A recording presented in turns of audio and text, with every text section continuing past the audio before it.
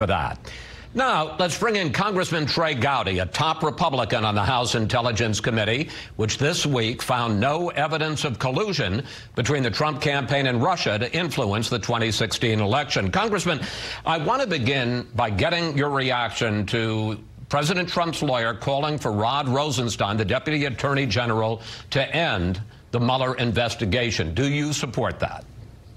I don't, and I think the president's attorney, frankly, does him a disservice when he says that and when he frames the investigation that way. Chris, if you look at the jurisdiction for Robert Mueller, first and foremost, what did Russia do to this country in 2016? That is supremely important, and it has nothing to do with collusion. So to suggest that Mueller should shut down and that all he is looking at is collusion, if you have an innocent client, Mr. Dowd, act like it. Russia attacked our country. Let Special Counsel Mueller figure that out. And if you believe, as we found, there's no evidence of collusion, you should want Special Counsel Mueller to take all the time and have all the independence he needs to do his job.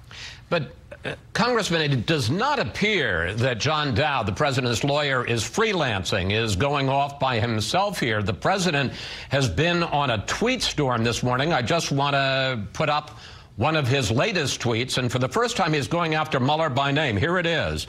Why does the Mueller team have 13 hardened Democrats, some big crooked Hillary supporters, and 0 Republicans? Another Dem recently added, does anyone think this is fair? And yet there is no collusion. Questions are, do you think that the gloves are off, that the president and his legal team are now moving against the Mueller investigation, and if they go from tweets to actual effort, actual actions to try to stop the Mueller investigation, what will you and other top Republicans in Congress do? Well, I hope that's not what's happening. I mean, this is the same Bob Mueller that just indicted, what, a dozen Russians for interfering with our election in 2016. My advice to the president is the same thing I just told his lawyer. Give Bob Mueller the time, the independence, and the resources to do the very job. Keep in mind, Chris, he didn't volunteer for this. He didn't start waving his hand and say, hey, picked me. A Trump-nominated Rod Rosenstein is who picked Bob Mueller. So give him the time, the resources, the independence to do his job. And when you are innocent, if the allegation is collusion with the Russians, and there is no evidence of that, and you're innocent of that, act like it. But if I may, sir, again, there seems to be a concerted effort by the president and his lawyer to go after the Mueller investigation. If they try to shut it down, what will you and other Republicans in Congress do? Well, I'm not sure the House can do a lot. We don't have advice and consent. I think the president's going to have a really difficult time nominating and having approved another attorney general.